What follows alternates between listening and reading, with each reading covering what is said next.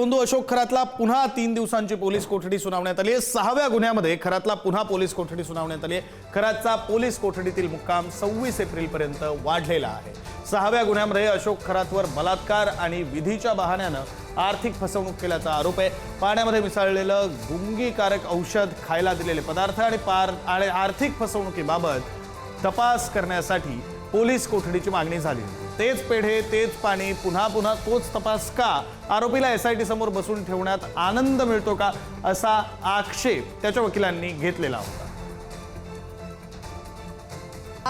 गंभीर आणि महिला अत्याचाराचा गुन्हा असल्याबाबत त्याला पोलीस कोठडी मागण्याची जी विनंती आहे ती एसआयटी तर्फे मी स्वतः आणि माझ्याबरोबरचे जे अभियोक्ता आहे दर्शन इंगळे, आम्ही दोघांनी माननीय कोर्टासमोर पोलीस कोठडी मिळण्याबाबत आणि सखोल तपास करायचा असल्याने आमची जी विनंती ती माननीय कोर्टासमोर केली असता माननीय कोर्टाने आरोपीला 26 तारखेपर्यंत पोलीस कोठडी सुनावली आहे।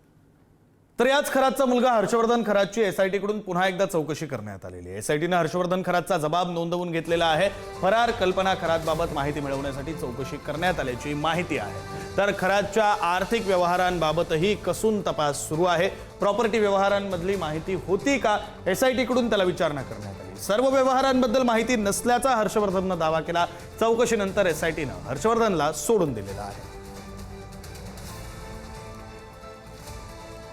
तर अशोक खरातच्या जमीन व्यवहारावर गंभीर प्रश्न निर्माण होत आहेत। कारण उरणमधील चांजे इथं 58.50 लाख रुपयात त्यानं जमीन खरेदी केली। बाजारभाव मात्र 3 ते 4 कोटी रुपये असताना सुद्धा स्वस्तात व्यवहार झाला। अटकेच्या दिवशीच म्हणजे 17 मार्चला व्यवहाराची वर्दी नोटीस प्रसिद्ध झाली। कोठडीमध्ये असतानाही महिनाभरात 13 एप्रिलला फेरफार नोंद। प्रस्तावित 3ऱ्या मुंबईवर अशोक खरातचा डोळा होता, हे यातून लक्षात येतं।